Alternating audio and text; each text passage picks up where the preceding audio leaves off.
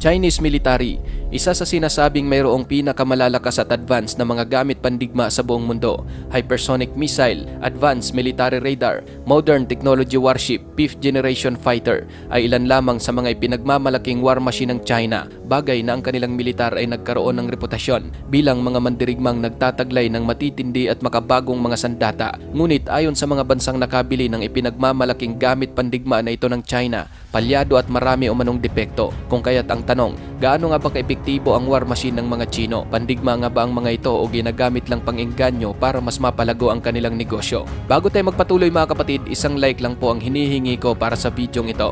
Malaking bagay na po yan bilang suporta sa ating bawat in-upload. Back to the video.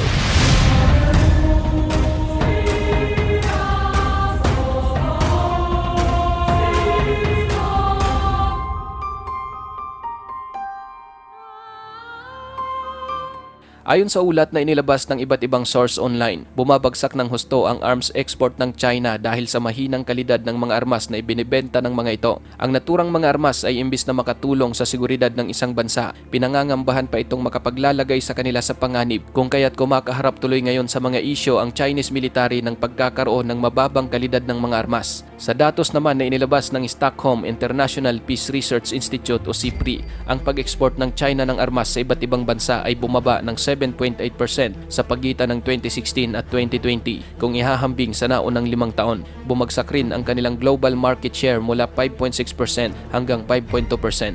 Maraming bansa ang naengganyo sa mga moderno kunong armas ng China. Unang-una, maliban sa advanced weapon na ang mga ito, mas di hamak na mas mura ang halaga kung ikukumpara sa mga armas ng Amerika at iba pang mga bansang gumagawa ng mga sandata. At higit sa lahat, maliban sa murang pagbebenta, pinapautang din ito ng China. Ngunit sa likod pala ng sinasabi nilang mura ay paniguradong mapapamura ka talaga dahil ang totoo, mas mapapamahal ka sa presyo dahil sa mayat-mayang pagpapalit ng mga piyesa. Dahil sa napakababang kalidad ng produkto, nagsusuplay ang China ng armas sa mahigit 53 mga bansa at ang mga bansang kanilang pangunahing sinusuplayan ay ang Pakistan, Myanmar, Bangladesh at ang mga bansang Africa sa Middle East. Bagaman sinasabing mas mura ang armas ng China kung ikukumpara sa ibang arms supplier, ngunit hindi pa rin biro ang halagang ginagastos ng bawat bansang makakabili ng armas mula China. Noong 2009, nag-deliver ang China ng mga F-7 aircraft sa Nigeria sa halagang $251 million kung saan ang mga aircraft na ito ay nakitaan ng iba't ibang uri ng problemang teknikal. At ang masakla pa, marami rin sa mga ito ang nag-crash at nasira dahil sa isang aksidente. At noong 2020, ibinalik ng Nigeria sa China ang 7 mga eroplano para sa isang malalimang pagkukumpuni. Noong namang 2016, nagkaroon ng deal ang China at Myanmar para bentahan ng 16 na GF-17 aircraft ng China ang Myanmar sa halagang $25 million. Noong 2018, dumating ang unang 6 na mga aircraft. Ngunit nalaman ng Myanmar na ang nasabing mga aircraft ay puro mga depektibo. Hindi pala nito kayang ma-intercept ang mga paparating na missile gaya ng kanilang inasahan. At maging ang Visual Range Missile o Airborne Interception Radar ay hindi rin gumagana. Nanlumo ang Myanmar sa kanilang nabiling mga gamit pandigma sa China. Nabudo lamang sila sa laki ng halagang kanilang ginastos. Ngunit hindi pala nila ito mapakinabangan. At noong 2022, tuluyan ng binasura ng Myanmar ang mga eroplanong pandigma na kanilang nabili sa China. Maging ang Bangladesh ay nakabili rin ng K-8W na mga aircraft sa China. At noong 2014 hanggang 2015, 9 na mga eroplanong ito ang dumating sa kanilang bansa. Sa umpisa ay maayos at walang naging problema sa mga aircraft kaya naengganyo pa ang Bangladesh na bumili ng karagdagang 7 piraso.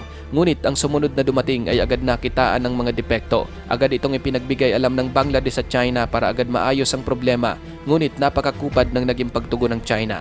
Maliban dyan, nakabili rin ang Bangladesh ng FM-90 anti-aircraft missile system sa China. Opisyal itong ginamit ng kanilang Air Force noong 2011 na sa bandang huli ay nalaman nilang mayroon palang problema ang system. Lumaki pa ang kanilang gastos dahil sa pag-aayos ng sira. Maging ang kanilang nabiling frigate sa China ay nagkaroon din ng iba't ibang problema na imbis makatulong sa kanilang depensa, animoy ito pa yata ang magiging mitsa ng buhay ng kanilang mga sundalo.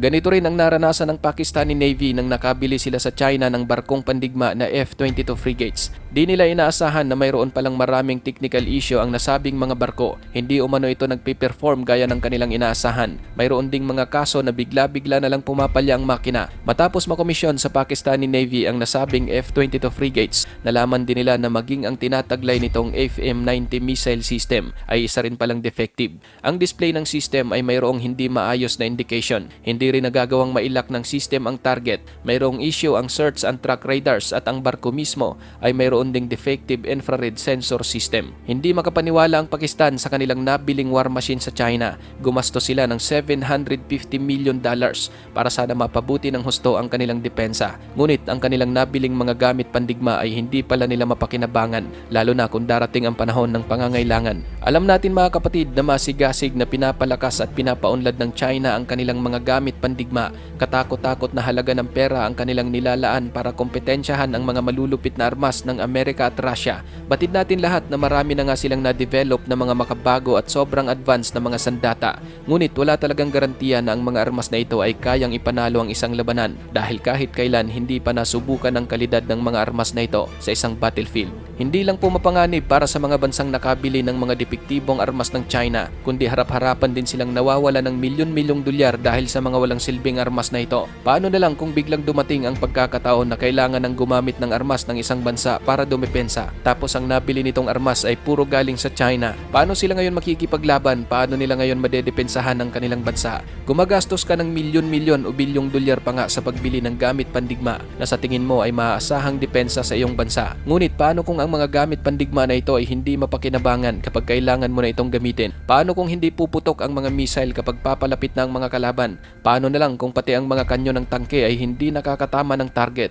Ang mga armas na ito ng China ang papatay sa mga sundalo imbes na sa kanilang mga kaaway. Base sa mga ulat, ginagawa ng China ang pag-i-export ng mga gamit pandigma kahit batid nila na talagang mahina ang quality nito dahil upang makakuha ng impluensya sa pamamagitan ng arms export, makapagbubukas ng pinto para sa mga Chinese private security contractors at higit sa lahat ay upang makadikwat ng milyon-milyong pera mula rito. Pang-apat po ang China sa pinakamalaking defense exporter sa buong mundo. Sumasabay ito sa Amerika, Russia at France. Ngunit dahil sa malimit na isyo ng kanilang mga armas na ibinebenta, unti-unting bumabagsak ang kanilang arms shipments. At tulad ng sinabi ko sa nauna, lumagapak ang kanilang sales ng 7.8% sa pagitan noong 2016 at 2020 kumpara sa nagdaang 5 taon. At ang kanila namang share sa global military equipment market ay bumagsak mula sa 5.6% papunta sa 5.2%. Ikaw kapatid, ano ang masasabi mo sa topic na ito?